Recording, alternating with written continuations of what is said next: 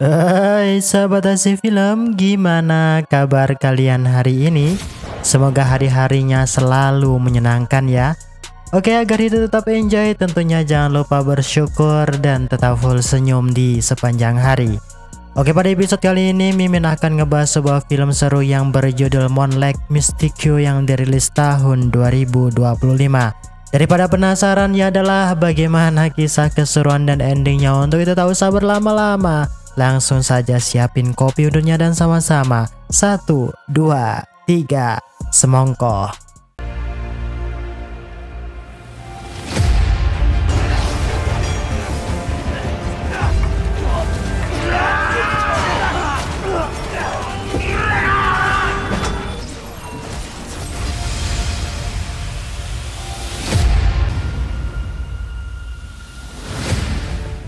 Film dibuka di sebuah kota ujung etan bernama Kota Ning'an.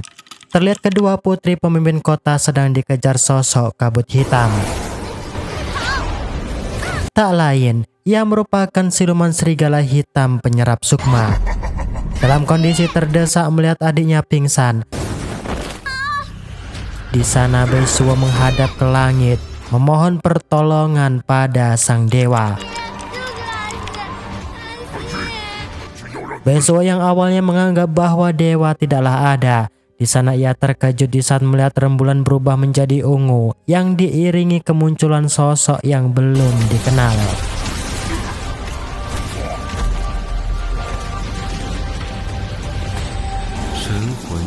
Dengan nada lantang, ia berkata bahwa dirimulah yang akan saya kirim ke neraka.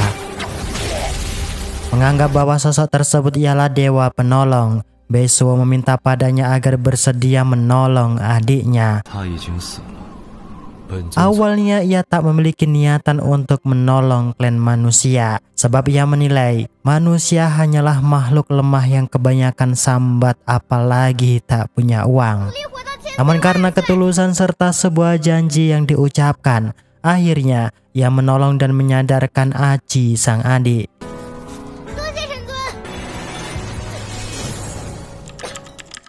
Nah, dari sinilah kita diberitahu bahwa dari kecil Baesuo memiliki cita-cita menjadi dewa, yang mana bukan hanya gemar mempelajari kitab-kitab berhubungan dengan ilmu sihir, namun ia juga kolektor segala jimat agar bisa meramal kapan jodoh seseorang datang. Singkatnya, beberapa hari setelah kejadian, Baesuo dibingungkan dengan penyakit yang dialami Aci. Sudah beberapa tabib kota yang datang. Mereka tak mampu menjelaskan apa penyakit yang dimiliki anaknya sehingga tak bisa bangun. Untungnya saat itu, seorang pendeta berhasil menyadarkan Aci dengan pil mujarab yang ia miliki. Sang pendeta itu kemudian memberitahu Baesuo bahwa Aci memiliki kehidupan yang berbeda dengan manusia pada umumnya. Demi menolong Aci, tentu Baesuo merelakan sang pendeta membawa Aci pergi dari kota Ning'an. Untuk menemani rasa kesepian, Baesuo mengadopsi seorang anak bakul tempe toko sebelah yang bernama Chong Zhao agar Baesuo sedikit terhibur.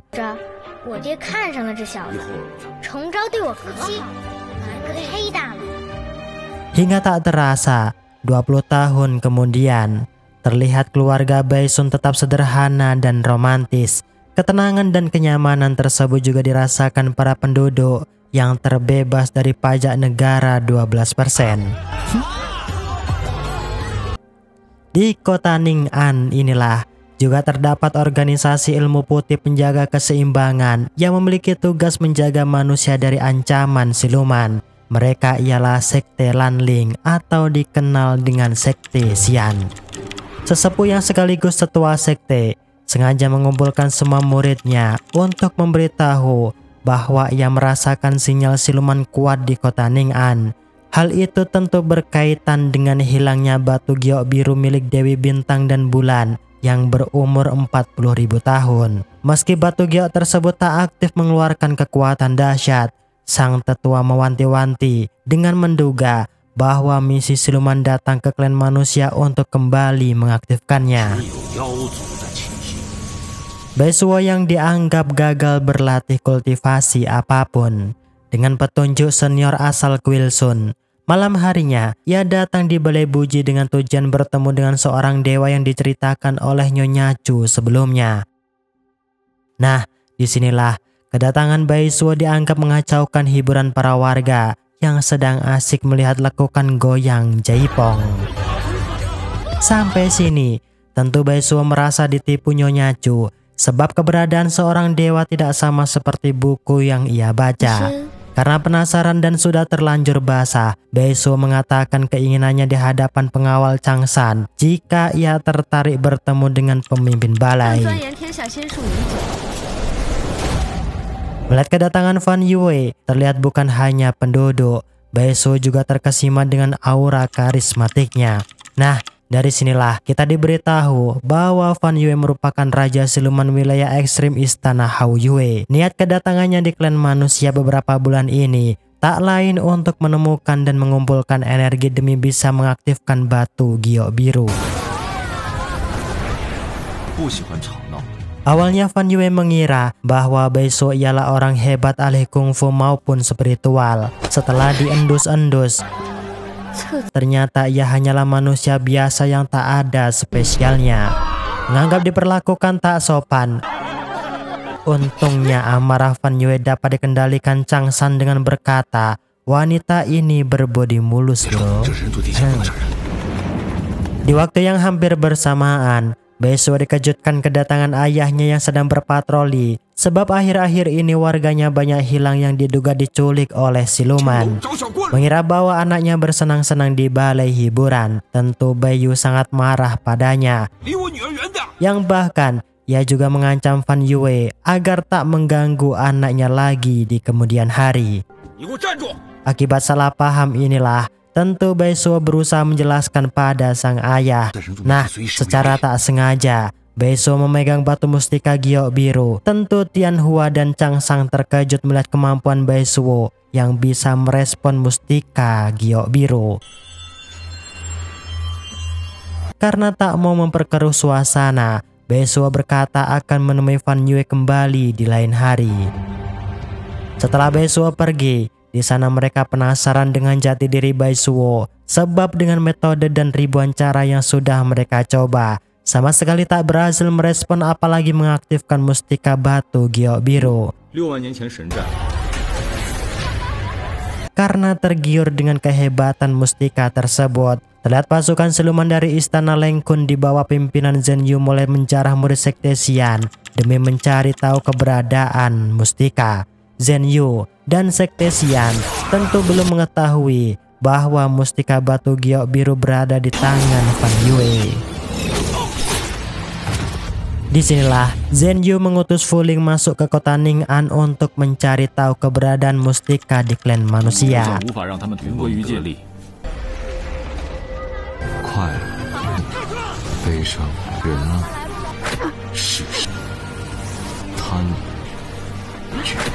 Singkat cerita, malam harinya, tiba-tiba Baisuo berlari ketakutan melihat siluman serigala yang hendak memangsanya. Terlihat ia berusaha melemparkan jimat kertas dari kuil Sun, namun hal itu tak memiliki efek apapun bagi sang siluman. Aura kemunculan siluman pun juga dapat dirasakan Chang Zhao yang merupakan murid sekte Xian. Di saat melakukan pengejaran inilah, ia mempergoki seorang wanita penghibur yang tempo hari bertemu dengannya. Menyadari wanita tersebut siluman, tentu Zhao menanyakan untuk apa ia datang ke kota Ning'an. Karena kultivasinya yang masih rendah, Zhao memilih menyelamatkan para warga yang terkena racun serbuk bunga. Tak berhenti sampai di situ. Di sisi lain, Baisuo datang ke Balai Buji agar mendapat pertolongan Fan Yue. Disinilah Fan Yue menunjukkan tekniknya di hadapan Baisuo. Namun bukannya si siluman tersebut hancur, melainkan malah kekuatannya naik 100 kali lipat yang seketika menyerang Baisuo. Nah, disinilah Fan Yue dan kedua pengawalnya terkejut melihat batu mustika mengeluarkan reaksi, membuat perisai untuk melindungi Baisuo, yang bahkan batu mustika tersebut masuk ke dalam tubuh Baisuo.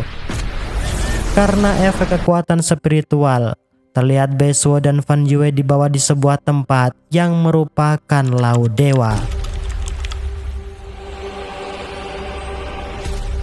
Sepintas, Bae-suo melihat sosok pemuda yang ngebuat ia ingat bahwa dewa itulah yang menyelamatkan dirinya di saat kecil. Fan Yue yang emosi, di sana ia berusaha menarik paksa tak segan membunuh Bae-suo demi mengeluarkan mustika giok biru. Namun, hal itu tentu nihil dilakukan, yang ngebuat Fan Yue bertanya-tanya siapa sosok Bae-suo sebenarnya. Dengan nada lembut, Bae-suo menjawab jika ia tak paham dengan apa yang ditanyakan oleh Fan Yue. Meski sudah berusaha mengeluarkan mustika giok biru, terlihat Fan Yue tak mampu melakukannya, yang bahkan di saat Fan Yue hendak membunuh Bae-suo, terlihat dirinya lah yang malah terluka parah. Sampai sini Fan Yue sadar bahwa mustika batu giok biru mengenali pemiliknya yang memilih Bae-suo dari klan manusia. Bae-suo yang tahu betul bahwa Fan Yue tak ingin kehilangan mustika batu giok biru. Di sana mereka membuat sebuah kesepakatan yang mana Bae-suo meminta bantuan Fan Yue agar bisa kembali membawanya di lembah laut Yueyin agar bisa bertemu dengan si tuan penyelamat. Dengan itu, tentu ia akan membantu segala hal yang diinginkan oleh Fan Yue. Singkatnya, setelah kembali, Bae-suo membuka buku catatan untuk mengetahui siapa sebenarnya Fan Yue. Akhirnya, dengan membaca karakter macam-macam spesies kemampuan siluman, Bae-suo mengetahui jika Fan Yue bukanlah sang dewa. Tak selang lama, terlihat Zhao menghampiri Bae-suo untuk ia ajak ngeden. Usut punya usut, Zhao ternyata menaruh perasaan yang mendalam pada Bae-suo.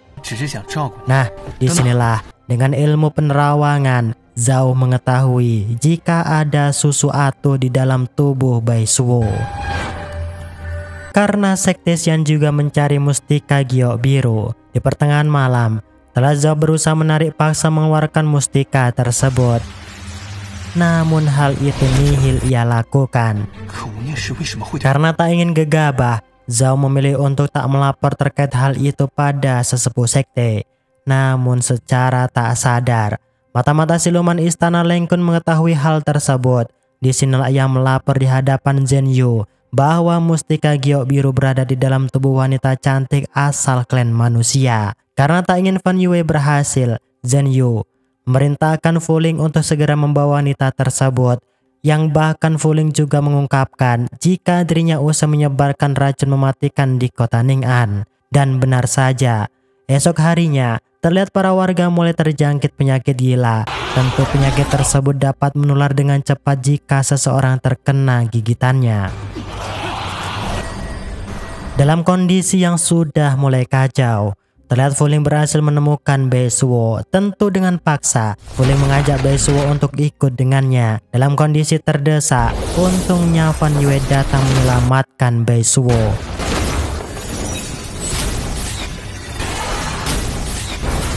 Melihat serangan yang dilesatkan, Fan Yue tentu tahu jika wanita tersebut utusan Zhen Yu demi mendapatkan mustika giok biru. Karena luka yang dialami cukup parah, terlihat Fu Ling tak mampu lagi bertahan untuk bisa kembali ke markas. Zhao yang tak sengaja melintas, ia merasa iba melihat seorang wanita dalam kondisi yang cukup memprihatinkan. Tentu dengan tergesa-gesa, ia membawa Fu Ling ke balai pengobatan. Sadar akan bencana, di sana Fan Yue berusaha mengajak Bae-suo pergi meninggalkan kota Ning'an. Tentu hal itu tak bisa ia turuti. Nah, disinilah tiba-tiba mustika giok biru membuka aji penerawangan agar Bae-suo mengetahui hal yang akan terjadi di kotanya.